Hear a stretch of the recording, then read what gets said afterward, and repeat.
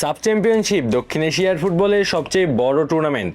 এই টুর্নামেন্টকে অনেকেই বলেন দক্ষিণ এশিয়ার বিশ্বকাপ, কারণ এখানেই এই অঞ্চলের দেশগুলো নিজেদের ফুটবল স্ট্র্যাটেজি, ট্যাকটিক্স আর মানসিক শক্তির আসল পরীক্ষা দেয়। সাফ হলো একটি রিজিওনাল লিগ স্টেজ, যেখানে সবাই নিজেদের কন্ডিশনিং, স্কোয়াড ডেপথ আর ম্যাচ টেম্পো যাচাই করার সুযোগ পায়।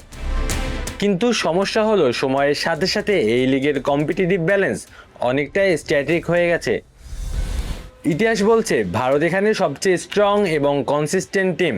তাদের position based football, physical dominance আর ম্যাচ কন্ট্রোল করার ক্ষমতা বহু বছর ধরেই এই অঞ্চলে আলাদা করে রেখেছে। অন্যদিকে বাংলাদেশ সাম্প্রতিক সময়ে বিশেষ করে উইমেন্স ফুটবল আর ইউথ লেভেলে প্রোগ্রেসিভ স্ট্রাকচার দেখিয়েছে, যেখানে ট্রানজিশন প্লে আর প্রেসিং ইন্টেন্সিটি আগের চেয়ে অনেক উন্নত। কিন্তু যখন আমরা পুরো টুর্নামেন্টের ট্যাকটিক্যাল ম্যাপ দেখি, তখন একটা জিনিস স্পষ্ট হয়, ম্যাচগুলো বেশিরভাগ সময় কয়েকটা নির্দিষ্ট ফ্রেমে ঘুরে ফিরে আসে। বিল্ড আপ, মিডফিল্ড ব্যাটেল আর ফাইনাল থার্ডে এক্সিকিউশন, এই তিন জায়গাতেই পার্থক্য করে দেয় অভিজ্ঞতা আর ম্যাচ টেম্পো কন্ট্রোল। ফলাফল তাই বলে, ফাইনাল ফিকচারগুলোতে সাধারণত ভারত, বাংলাদেশ, নেপাল আর মাঝে মাঝে মালদ্বীপই ডমিনেট করে। অন্য টিমগুলো অনেক সময় গ্রুপ স্টেজে প্রতিদ্বন্দ্বিতা করলেও নকআউট ফুটবলে গিয়ে কনসিস্টেন্সি ধরে রাখতে পারে না।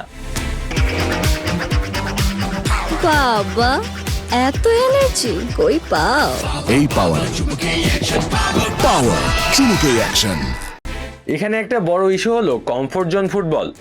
সাফের ভেতরে খেললে টিমগুলো একটি নির্দিষ্ট টেম্পো আর স্টাইলের সাথে অভ্যস্ত হয়ে যায়। কিন্তু সমস্যা শুরু হয় তখনই যখন এই টিমগুলো এএফসি লেভেলে যায়। সেখানে প্রতিপক্ষের প্রেসিং হাইট, ট্রানজিশন স্পিড আর টেকটিক্যাল ডিসিপ্লিন অনেক বেশি উন্নত। ফলে অনেক দল কোয়ালিফিকেশন রান পার করলেও মেইন টুর্নামেন্টে গিয়ে আউট অফ ডেপথ মনে হয়। তাহলে প্রশ্ন আসে, এই গ্যাপ কমানোর উপায় কি? সাব থেকে বের হয়ে যাওয়া কোনো বাস্তবসম্মত অপশন না, কারণ জিওগ্রাফিক্যালি এবং ফেডারেশনাল স্ট্রাকচারের দিক থেকে দক্ষিণ এশিয়ায় তাদের ন্যাচারাল হোম জোন। বরং দরকার এক্সপোজার বাড়ানো, অর্থাৎ অন্য কনফেডারেশন টিমের বিপক্ষে ম্যাচ খেলা। প্রীতি ম্যাচ নয়, বরং কম্পিটিটিভ ফিকচার, যেখানে প্রেশার থাকবে, ট্যাকটিক্যাল টেস্ট থাকবে। কারণ ফুটবলের ডেভেলপমেন্ট আসে শুধু ডোমেস্টিক ডমিনেশন থেকে না, আসে ইন্টারন্যাশনাল প্রসেসিং আর হাই ইন্টেন্সিটি গেমের সঙ্গে অ্যাডজাস্ট করতে পারা থেকে।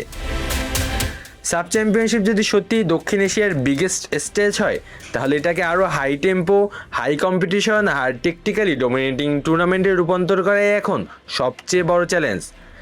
না হলে এটা শুধু একটি আঞ্চলিক ট্রফি ফাইট হয়ে থাকবে, কিন্তু সত্যিকারের ডেভেলপমেন্ট প্ল্যাটফর্ম হয়ে উঠবে না। আলু আসি তালুকদার, অন ফিল্ড।